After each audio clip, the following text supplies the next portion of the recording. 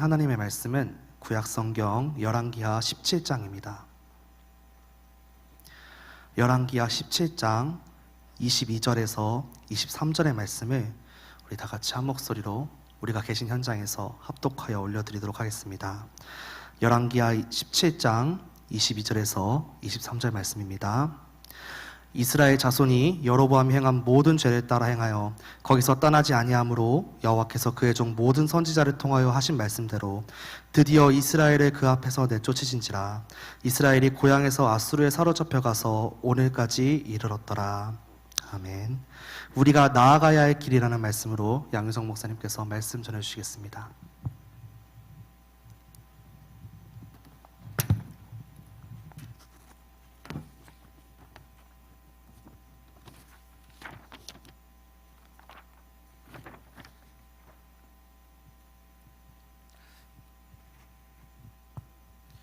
우리 옆에 사람과 함께 인사 나누도록 하겠습니다.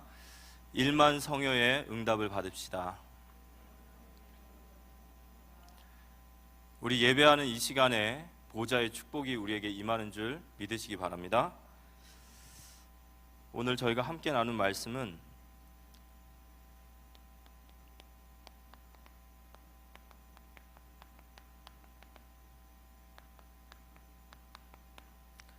우리가 나아가야 할 길입니다.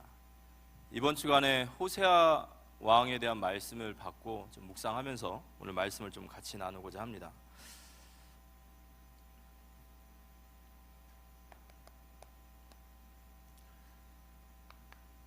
이번 주간에 목사님께서 우리가 축복받는 길은 하나님을 경외하는 삶이다라는 말씀을 주셨거든요. 이 경외하다라는 말은 하나님을 사랑하고 하나님을 두려워하다라는 뜻이 있습니다. 우리가 성경을 읽으면요, 이 성경은 여러 가지 얘기를 하는 것 같지만 크게 두 가지 이야기를 합니다. 하나는 하나님이 누구신지를 얘기해요. 하나님은 어떤 분이신가? 하나님 누구신가? 그리고 그 하나님이 하신 일을 말씀하십니다. 그래서 성경 66권을 펼치고 읽기 시작하고 그 속에 하나님과의 교제가 시작되어지면 그 말씀 속에서 내가 하나님을 사랑하지 않을 수가 없어요. 그 하나님이 누구시고, 성자 예수 그리스도가 누구시고, 성령 하나님이 누구시고, 그분이 나에게 하신 그 역사를 알게 될 때 우리가 그분을 사랑하지 않을 수가 없습니다. 우리가 그분을 위해 살기를 결단하지 않을 수가 없어요. 그러면서 그 성경에서 하나님의 누구신 줄 알고 하신 일을 보면 그 하나님은 창조주 하나님이시고 그 하나님은 전능하신 하나님이세요. 심판주의 하나님이십니다. 영원하세요. 불변하십니다. 완전하세요.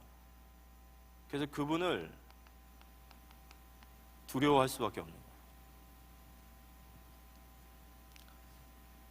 우리의 모든 것들을 다 알고 계시고 모든 만물을 움직이시는 하나님 앞에 설 때 우리는 하나님을 사랑하고 하나님을 두려워하는 바로 경외함을 얻게 되는 겁니다. 그럼 하나님을 경외함이란 그냥 추상적인 의미가 아니라 성경은 분명히 하나님을 경외하는 삶으로 나타나는 거라고. 하나님을 경외하는 삶으로 나타납니다. 하나님을 경외하는 삶은 이런 거예요. 범사에 그분을 두려워함으로. 그건 무슨 말이냐면요, 우리의 모든 삶에 하나님을 두려워함으로 그분의 뜻에 우리는 최선을 다해 헌신하는 삶을 말해요. 이게 경외함이에요. 모든 일에 하나님을 두려워하는 마음을 가져요. 우리가 그런 말 하잖아요. 너 하나님 안 두렵냐? 모든 일 속에 하나님을 두려워함으로 하나님의 뜻에 적극적으로 헌신하는 삶을 경외하는 삶이라 합니다. 그러니까 경외하다라는 것은 추상적이고 그냥 지식적인 얘기가 아닌 거예요. 경외하는 사람은 경외하는 삶으로 나타나요. 아, 저 사람 보니까 하나님을 정말 경외해요. 범사에 하나님을 두려워해요. 작은 일부터 큰 일까지 말 한마디도, 관계도, 선택도, 모든 게 항상 그분이 우선이고 항상 그분이 중심이고 항상 그분 앞에 선택을 해요. 그리고 그분의 뜻이 맞다면 거기에 최선을 다해 헌신합니다. 이게 경외하는 삶이에요.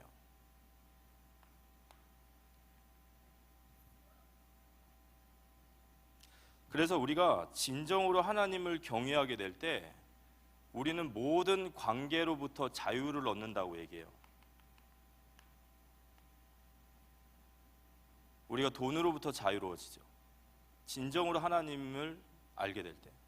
왜냐? 하나님이 우리를 공급하시는 줄 믿으시기 바랍니다. 우린 건강으로부터 자유를 얻고 사람의 관계로부터도 자유를 얻고 심지어 우리 인생의 모든 것에 대해서 관계의 자유. 전에는 여기에 종노릇했거든요. 이게 없으면은 죽을 것 같으니까. 이게 내 인생의 행복의 다니까. 그런데 하나님을 알아가고 하나님을 경외할수록 모든 피조물과의 관계 속에 자유로워지는 거예요. 집착하지 않고 거기에 매이지 않고 그렇게 되는 거예요. 이게 우리에게 주시는 하나님의 축복이죠. 진정한 축복이죠. 모든 염려를 주께 내려놓으시기 바랍니다. 우리의 문제는 상황의 문제가 아닙니다. 환경의 문제가 아니에요. 하나님을 경외하지 못해서 그래요. 그럼 어떻게 우리가 이 속으로 들어가야 되냐? 결국 하나님이 우리를 향하신 또 우리 인생의 가장 궁극적인 목표는 딱 하나일 수밖에 없어요. 바로 호세아 선지자가 얘기했듯이 하나님은 우리가 나는 인애를 원하고 번제를 원하지 아니하노라. 너희가 여호와 알기를 원하노라. 하나님은 우리가 하나님을 알기 원하세요. 하나님이 얼마나 크고 하나님이 얼마나 우리를 사랑하시는지 알 때 우리는 이 땅에서 승리하는 삶을 살게 될 줄 믿으시기 바랍니다. 우리가 하나님을 최선을 다한다는 것은요, 두려움이 우리가 생각하는 그 두려움이 아니죠. 담대함과 확신에서 나오는 거죠. 호세아 6장 6절에 여호와를 알자, 2절에는 힘써 알자 그랬어요. 에베소서 3장 16절에 사도 바울은 에베소 교회를 향해서 이렇게 얘기합니다. 그 넓이와 길이와 높이와 깊이가 어떠함을 깨닫기 원한대요. 그걸 깨달아 하나님의 모든 충만하신 것으로 너희에게 충만하시기를 간구하노라. 결국 빌립보서 3장 8절에 그리스도 아는 지식이 가장 고상한 지식이구나, 우리가 이걸 알기 원하시는 거죠. 우리의 목표는 하나님에 대한 지식이에요. 그게 넓어지고 깊어지고 높아져야 돼요. 여기서 말하는 지식이라는 것은 그냥 이성적 지식이 아니죠. 체험적 지식입니다. 야다라고 하죠. 기노스코라고 그래요. 체험한 하나님의 말씀 앞에서 기도하고 그 삶을 따라 헌신할 때 하나님이 내게 주시는 체험, 이 작은 체험이 우리를 위대한 믿음의 사람으로 만드실 줄 믿으시기 바랍니다. 사람이 나쁜 게 아니라 믿음이 없어서 그런 거예요. 그래서 우리는 우리의 평생의 어떻게 보면 목표입니다. 정말 하나님을 경외함, 이 하나님을 경외하는 마음. 잠언서 1장 7절과 9장 10절에 보면 지혜에 대한 말씀을 하시죠. 여호와를 경외하는 것이 지식의 근본이고 여호와를 경외하는 것이 지혜의 근본이다. 이 말을 번역하면 하나님 경외하는 지혜 외의 모든 지혜와 지식은 다 거짓이에요. 다 헛짓이에요. 그러니까 우리 근본의 모든 지식과 지혜는 여호와 경외로부터 시작돼야 됩니다. 그런 축복을 우리 모두 다 받기 원하시는 줄 믿으시기 바랍니다. 우리 아버지가 만유보다 크신데 우리는 그 하나님을 잘 알지 못해서 이 땅의 피조물에 굴복하고 사는 거예요. 그게 하나님 보시기에 가장 안타까운 거죠. 우리가 어깨 피고 당당하게 살길 원하시는 줄 믿으시기 바랍니다. 제가 이제 이 얘기할 때마다 그 영화 베테랑이 생각이 나요. 여러분 베테랑 보셨습니까? 좀 된 얘기 영화지만 그 베테랑에서 유 뭐 하는 그 배우가 그 완전히 천방지축 완전 개망난이잖아요. 왜 그렇게 개망난이죠? 아버지가 재벌이에요.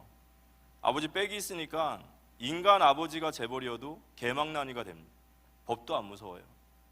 하물며 우리가 아버지라 부르는 하나님은 창조주 하나님이시며 전능하신 하나님이신 줄 믿으시기 바랍니다.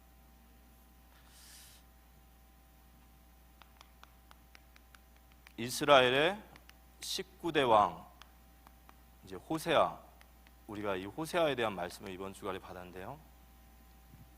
이 열왕기하 하 17장은 굉장히 중요한 장입니다. 왜냐하면 이 역사서를 저서한 저자가 열왕기하 17장 이전의 모든 왕들에 대해서 말할 때 어떤 역사적인 객관적 서술만을 계속해요. 왕이 언제 태어나서 무엇을 하다 어디로 가고 무엇 죽었다, 이렇게 객관적 서술. 그런데 이스라엘이 이제 멸망하는 호세아 마지막 왕에서는 객관적 서술만을 하는 것이 아니라 신학적인 견해를 얘기합니다. 그러니까 자신의 견해를 이야기해요. 그래서 저희들이 이제 열왕기하 하 17장에 보면은 1절부터 6절까지는 객관적 서술이에요. 호세아 선지자의 역사적 서술이고 7절부터 18절까지는 자신의 견해를 얘기하는 거예요. 왜 이스라엘이 망할 수밖에 없는지, 어쩌면은 호세아 이 글을 쓴 선견자인지 선지자인지 그가 후대들에게 말하고 싶은 부분이 여기 있는 겁니다. 이 호세아는 성경에 보면은 17장 2절에 보면 여호와 보시기에 악을 행하였으나 다만 그전 이스라엘의 여러 왕들과 같이 하지 아니하였더라. 그래서 모든 이스라엘 왕들이 다 악한데 그래도 호세아는 그래도 저자에게 약간은 긍정적인 평도 받아요. 이 호세아가 9년 동안 집권을 하거든요.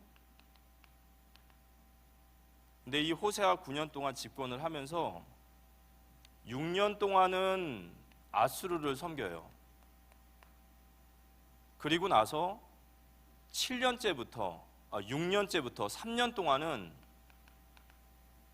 애굽, 그러니까 반아수르 정책을 갑니다. 그래서 이 아수르란 나라와 3년 동안 전쟁을 하는데 이 대국과의 전쟁을 3년 동안 막아내요. 그러니까 사실 굉장히 능력이 있는 사람이에요. 군대 장관이기 때문에 전술에 능하니까 그 아수르라고 하는 대국과 3년 동안을 버티다가 BC 722년에 이제 이스라엘이 이제 아수르에 의해서 완전 멸망당하는 이제 이스라엘의 마지막 이제 왕입니다. 이스라엘이 아수르에 멸망당하고 나서 이 아수르라고 하는 아시리아가 어떤 정책을 펴냐면요, 17장 6절을 보면 호세아 제9년에 아수르 왕이 사마리아를 점령하고, 이스라엘의 수도가 사마리아입니다. 사마리아를 점령하고 이스라엘 사람을 사로잡아 아수르로 끌어다가 고산 강가에 있는 할라와 하볼과 메댓 사람의 여러 고을에 두었더라. 이 아수르 정책은 자신의 민족의 사람들을 사마리아로 다 데리고 와요. 그리고 이스라엘 백성들은 하랄과 메댓 사람, 자기네 나라로 다 끌고 가요. 끌어가. 그래서 이 아수르는 혼합 정책을 씁니다. 피를 다 섞어버리고 민족에 대한 완전히 씨를 말리는 정책이에요. 그러니까 그 민족을 이렇게 인정을 하지 않고요, 다 혼합으로 섞어버리는 거예요. 문화, 종교, 그래서 아예 민족 자체가 없어져요. 굉장히 아수르는 아주 사악하고 아주 뭐라고 할까요, 잔혹한 민족이에요.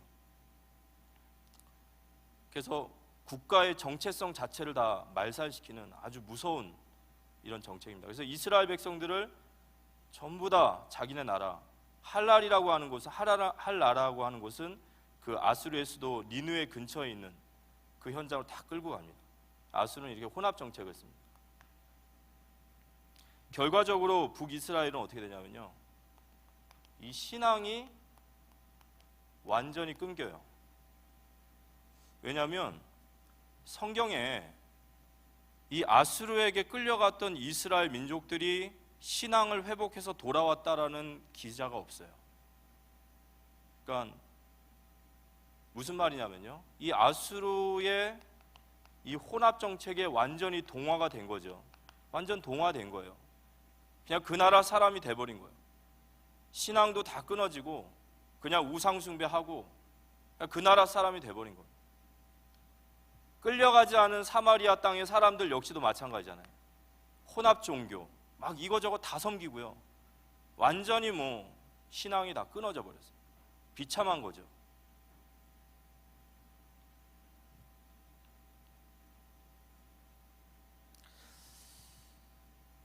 저희들이 이런 이스라엘 나라의 어떤 역사들을 보면서 저희들은 역사 의식이 있어야 돼요.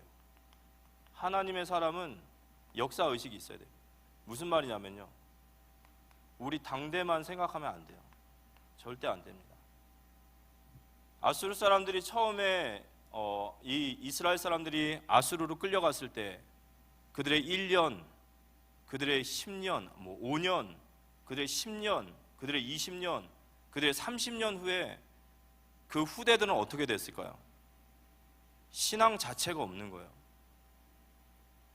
그럼 우리도 지금 믿음 앞에서 저희들이 말씀, 복음, 세계복음화를 위해서 올바른 복음 운동에 저희들이 서고 있는데 저희들만 잘하는 것으로 끝나면 안 되겠죠.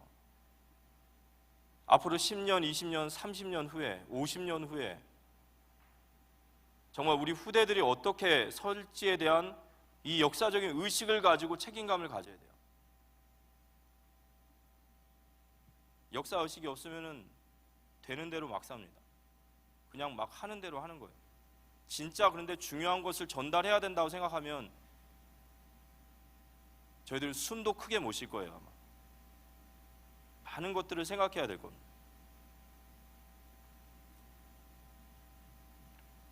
그러면 오늘 저자가 이스라엘은 왜 망했는가? 오늘 이 얘기를 좀 중요하게 다뤄야겠죠. 사실 호세아가 이 외교 정책을 잘 못한 거예요. 그리고 그 시대의 어떤 시대의 흐름을 제대로 못 본 거죠. 반아수르 정책, 이거 굉장히 어떻게 보면 그 시대의 흐름을 못 본 거죠. 원래 이 호세아라고 하는 임금은 열왕기하 하 15장에 보면 어떻게 보면은 아수르라고 하는 나라 때문에 왕이 된 거예요. 이 아수르 왕, 이 디글라 빌레셀이라고 하는 아수르 왕이 베가라고 하는 이스라엘 왕이 있을 때에 이스라엘을 침공을 해요. 그래서 그 주변 국가 이스라엘을 먼저 점령을 합니다. 그 전쟁의 난리통에서 이 호세아라고 하는 군대 장관이 베가 왕을 살해하고 그리고 구테타에 성공을 하는 거죠. 뭐 직접적인 건 아니지만 아수르의 어떤 혼란을 틈타서 왕이 된 거예요. 그래서 이 호세아가 6년 동안 아수르에 계속 조공을 바쳐요. 그러다가 나머지 임기 3년 동안 그가 아수르에게 반기를 들어요. 애굽의 왕 소라고 하는 왕에게 더 친애굽화되어져요. 그때는 이제 애굽이 사실은 완전히 이제 무너지는 상태였는데 그 애굽을 붙잡고 아수르와 대항을 하게 됩니다. 그래서 결국에는 이 반아수르 정책, 신애굽 정책이 이스라엘 백성들을 망하게 한 거죠. 그러니까 그가 외교 정책을 잘못한 거예요. 그가 국제 정세를 잘 못 읽은 거죠. 근데 이거는 일반적인 역사학자들의 얘기예요. 일반적인 역사학자들은 이스라엘이 망한 이유를 이렇게 보는 거죠. 친애굽을 선택하고 반아수르 정책을 서서 결국에 외교에 실패했다라고 생각하는 거예요. 그렇지만 저자는 그 얘기를 하지 않습니다. 열왕기하 하 17장 7절에 보면 이 일은 이스라엘 백성들이 멸망하게 된 일이죠. 이 일은 이스라엘 자손이 자기를 애굽 땅에서 인도하여 내사 애굽의 왕 바로의 손에서 벗어나게 하신 그 하나님 여호와께 죄를 범하고 또 다른 신들을 경외하며. 열왕기하의 저자는 일반 역사학자들과 같이 그가 외교를 실패했다라고 말하지 않고 도리어 그가 하나님께 범죄함이에요. 죄를 범하였기 때문에 하나님이 아수르 손에 그를 맡긴 거죠.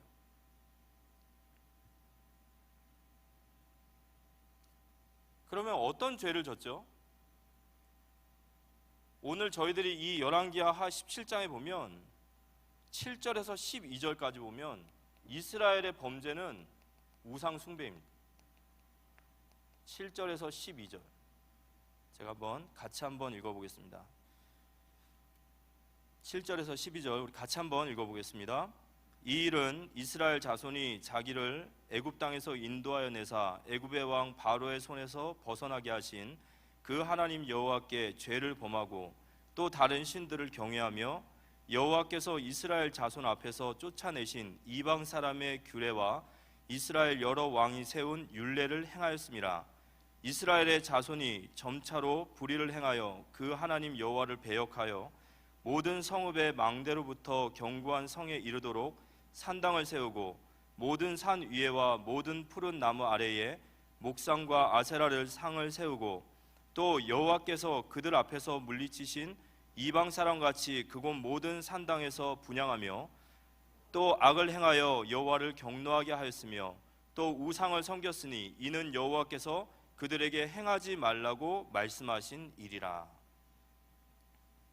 이 우상을 섬겼어요. 그런데 이 열왕기하 17장에 보면은 우상을 섬겼다라는 말을 뭐라고 나오냐면요, 7절에 이렇게 나와 있습니다. 7절에 보면 7절 이 일은 이스라엘 자손이 자기를 애굽 땅에서 인도하여 내사 애굽 왕 바로의 손에서 벗어나게 하신 그 하나님께 죄를 범하고 또 다른 신들을 경외하며 이렇게 나와 있어요. 다른 신들을 경외하며. 이 우상 숭배에 대해서 이야기를 하면서 뭐라고 얘기하냐면은 우상 숭배라는 것은 단순히 어떤 우상의 형상을 만들어 놓고 거기다가 절하고 경배하고 이렇게 얘기하는 게 아니에요. 경외하다. 우리가 경외하다라는 뜻이 여기 있죠. 우상을 사랑하고 우상을 두려워한다.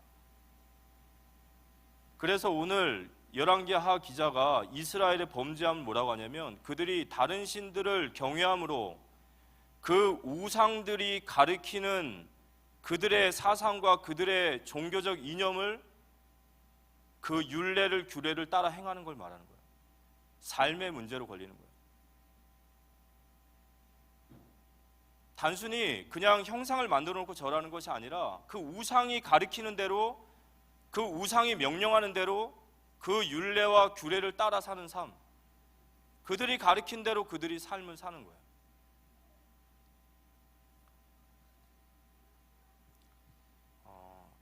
신명기서 4장 10절에 보면 우리가 신명기는 이제 우리 후대들에게 다시 한번 가르친다라는 의미가 있습니다. 이 신명기를 쓰게 주신 이유가 4장 10절에 보면 내가 호렙산에서 내 하나님 여호와 앞에 섰던 날에 여호와께서 내게 이르시기를 나에게 백성을 모으라. 백성을 다 모으라는 거예요. 내가 그들에게 내 말을 들려주어 그들이 세상에 사는 날 동안 나를 경외함을 배우게 하며 그 자녀에게 가르치게 하리라 하시매. 하나님께서 우리에게 이 세상을 사는 동안 여호와를 경외하는 것을 가르치기를 원하시는 거예요. 그 자녀들에게 가르치기 원하시는 거예요. 여호와 하나님을 경외하는 삶. 그래서 우상 숭배라는 것은 단지 우상을 섬겨놓고 절하는 것이 아니에요.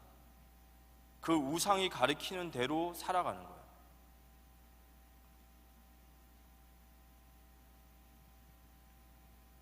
우상이 뭘 가리킬까요? 우리에게 성경에서 말하는 하나님의 경외하라는 말은 절대 가리키지 않겠죠.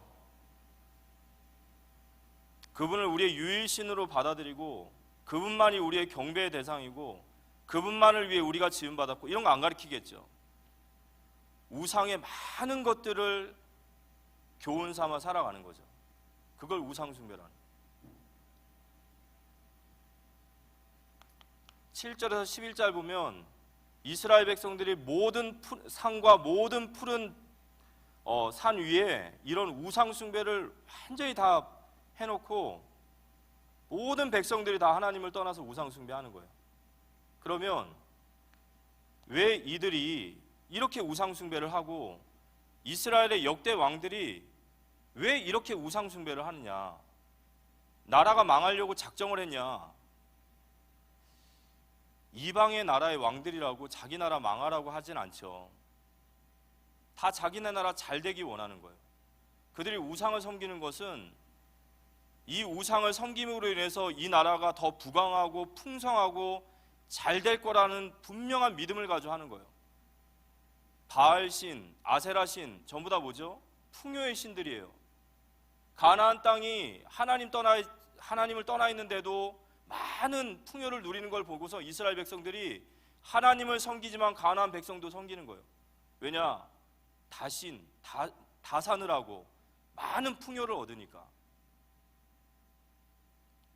왕들이 우상을 섬기는 것은 그게 이 나라에 자신에게 유익이 될 거라 생각하는 겁니다.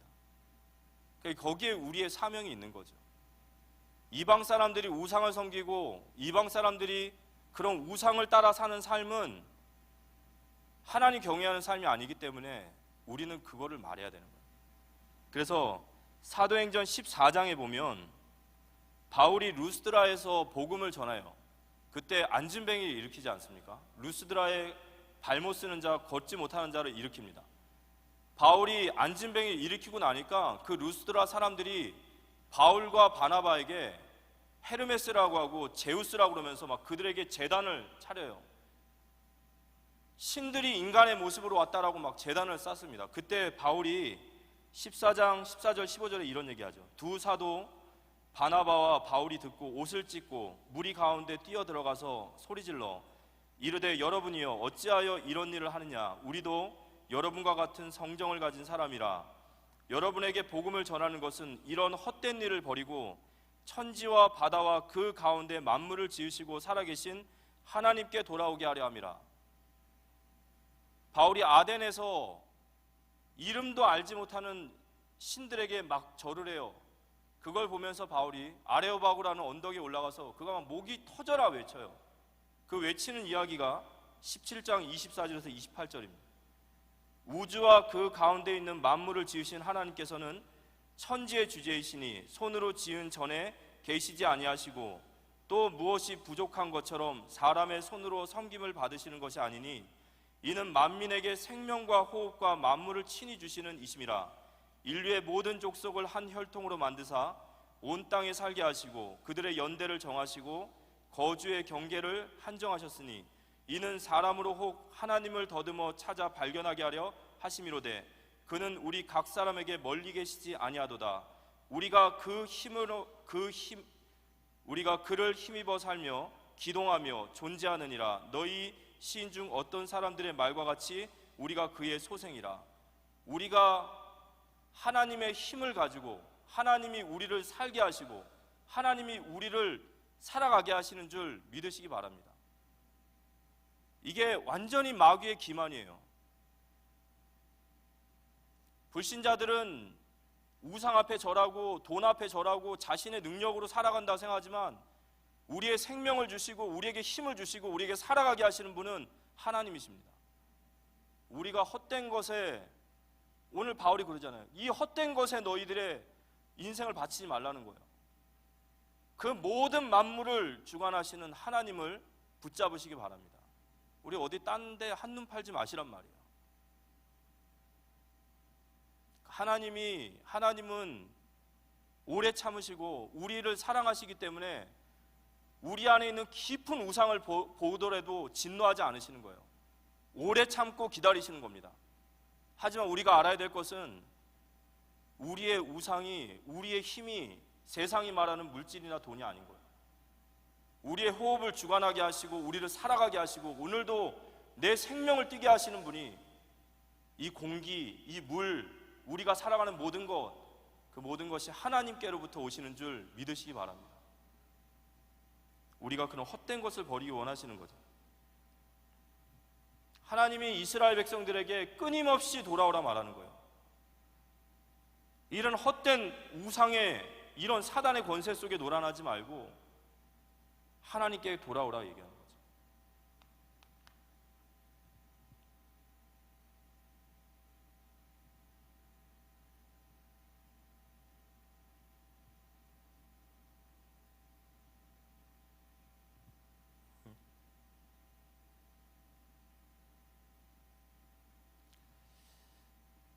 그래서 이스라엘 백성들은 끊임없이 하나님 앞에 결국 불순종합니다. 그들이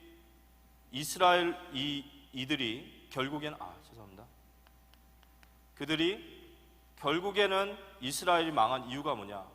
하나님이 끊임없이 돌아오라고 오늘 말씀을 보면 17장 13절에서 17절까지 보면 하나님께서 각 시대마다 선지자들과 선견자들을 보내서 끊임없이 돌아오라 얘기해요. 근데 그들이 목이 곧다는 거예요. 목이 고다. 하나님 앞에 목이 고다요.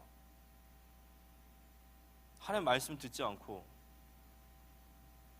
하나님 두려워하지 않고 끊임없이 선지자들을 박해하고 하나님 말씀을 멸시하고 그래서 그들이 결국에 망했다는 거예요.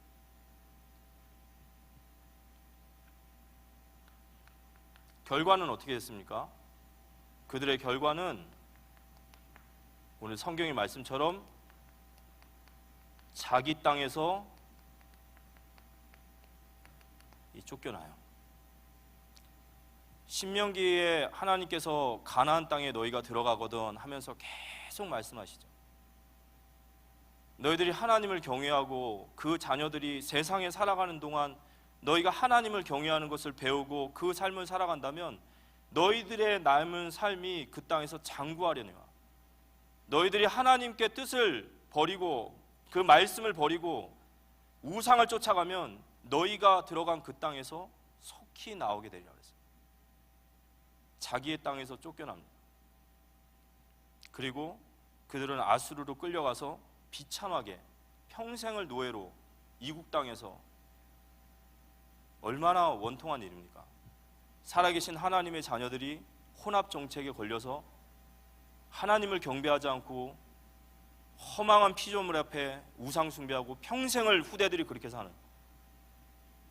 그래서 오늘 마지막에 22절과 23절에 이스라엘 자손이 여로보암이 행한 모든 죄를 따라 행하여 거기서 떠나지 아니하므로 여호와께서 그의 종 모든 선지자를 통하여 하신 말씀대로 드디어 이스라엘을 그 앞에서 내쫓으신지라.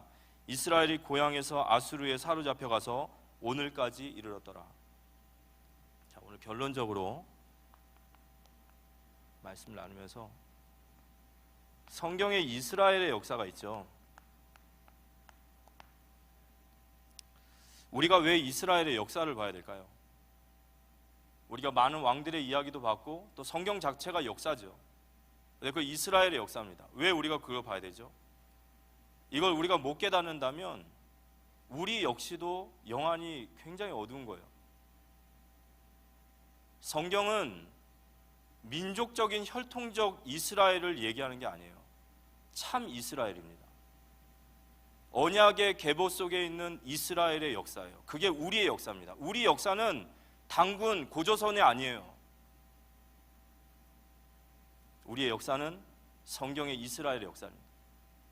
우리가 바로 참 이스라엘이고 우리가 영적 이스라엘이에요. 우리가 이 역사를 통해서 우리는 알아야 돼요. 개인이나 국가나 하나님을 경외하는 자는 복을 받고 은혜를 받습니다. 그렇지만 하나님을 경외하지 않고 우상 앞에 경외하는 자는 오늘 이스라엘과 같이 반드시 멸망받게 되어 있어요. 오늘 이 메시지가 우리에게 반드시 가슴에 있어야 될 말씀인 것이 무엇이냐면 오늘 이 열왕기야 하 이 말씀을 받는 1차적인 독자가 누구냐? 바벨론의 포로지로 끌려갔던 이스라엘 백성들이에요. 그들이 포로지에서 자신들의 모습을 한탄하면서 묻기 시작한 거예요. 도대체 우리가 왜 이 모양이 됐느냐 말이에요. 왜 우리가 이렇게까지 됐느냐? 그러면서 이 성경을 보기 시작하는 거예요. 아, 우리가 여로보암의 길을 따라 우상을 경외하고 살아계신 하나님을 버림으로 우리가 이렇게 비참하게 됐구나. 그래서 우리가 나아가야 할 길은, 우리는 하나님을 경외하는 삶이 되어지기를 기도합니다. 하나님을 경외하는 삶이 돼야 돼요.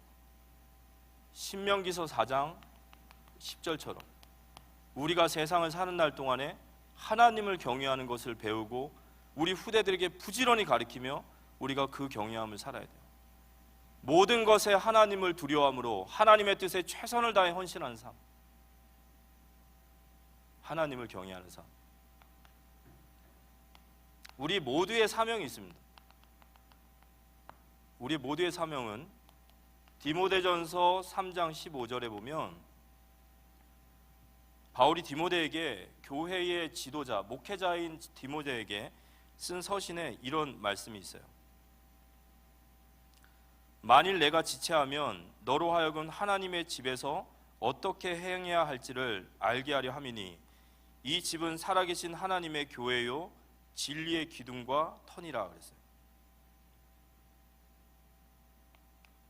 교회는 진리의 기둥이며 기둥과 터니라. 이 말은 교회는 진리 위에 세워져야 된다. 사도와 선지자들의 터 위에 세워져야 된다. 이 말을 하는 게 아닙니다.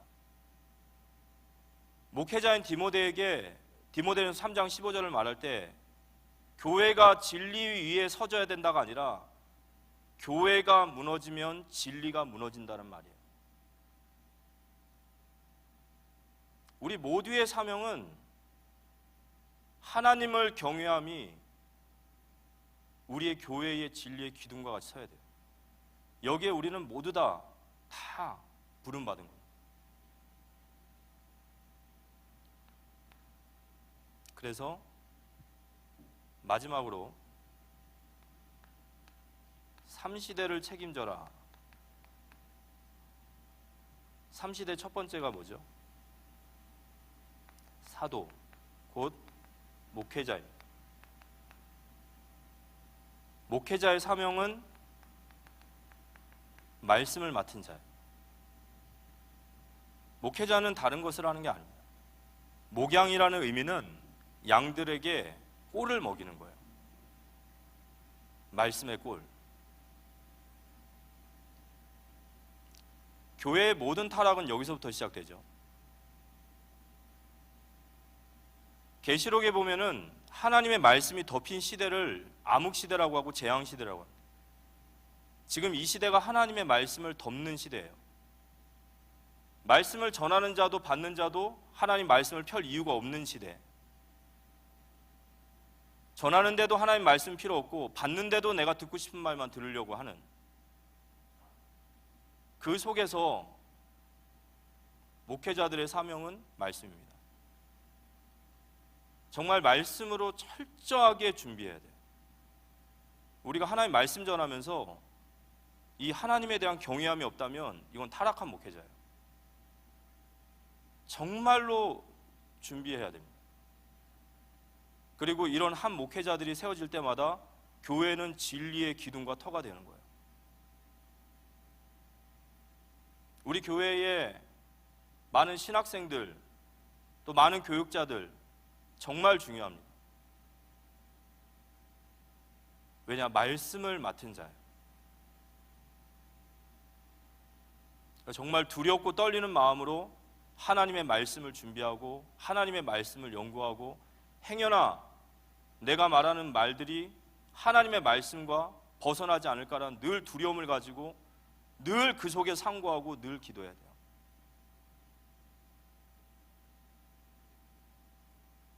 우리 교회에 있는 모든 교육자분들을 위해서 기도해 주시기 바랍니다. 말씀을 맡은 자로서. 그러니까 우리 교육자들은 여기에 우리가 생을 걸어야 돼요.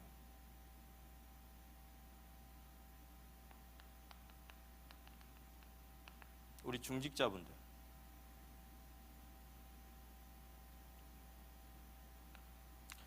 우리 중직자분들의 모델은 로마서 16장의 이 제자들이에요.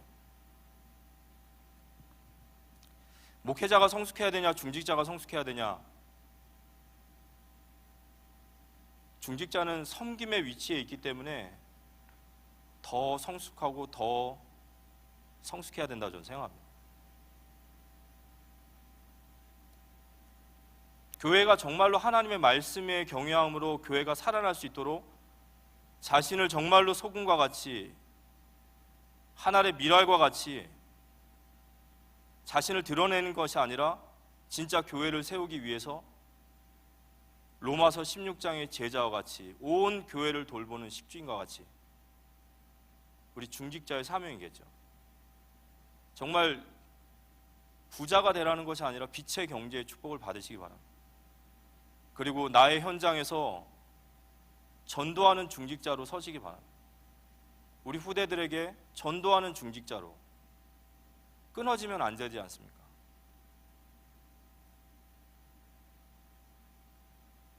오직 교회의 말씀이 살아있을 수 있도록 우리 중직자분들이 잘 헌신해 주셔야 돼요. 그리고 세 번째 마지막으로 우리 렘넌트들, 우리 교회가 렘넌트를 세우기 위해서 애써야 되죠. 그렇지만 우리 렘넌트들은 내가 렘넌트 운동의 이 언약의 바통을 잡아야 될 사람이라는 것을 아셔야 돼요. 그러니까 정말로 언약을 전달받고 이 렘넌트 운동이 계속해서 끊어지지 않도록 전달하는 자나 받는 자나 모두 다 그렇게 하나님 앞에 힘써야 됩니다. 제가 요거 하나를 빼먹었는데요. 요것만 하고 마치겠습니다. 하나님을 경외하는 삶에는 우리가 하나님을 알아가야 된다 하셨는데요. 우리 자신이 하나님을 경외하는 삶이 돼야 돼요. 그리고 우리가 직분을 통해서 하나님을 경외해야 되고 또 우리는 반드시 후대를 남겨야겠죠. 우리가 우상을 경외하고 우상을 섬기는 것들, 예를 들어서 인본주의는 자신의 이성을 절대적으로 믿는 거예요. 합리주의, 인간의 경험을 중시하고 다수의 여론을 중시하는, 어떻게 보면 여론이죠. 세속주의, 물질, 이런 것들이 우리가 복음 안에서 하나님 말씀으로 다 변화돼야 될 것들.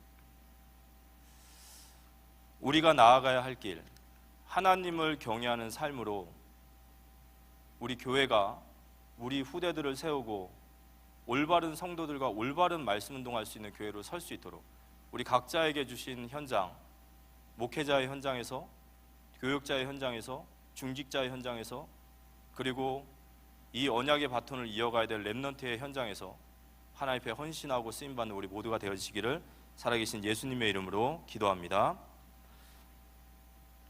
우리 찬송가 542장 찬양 이후에 우리 받은 말씀 잡고 함께 기도하도록 하겠습니다.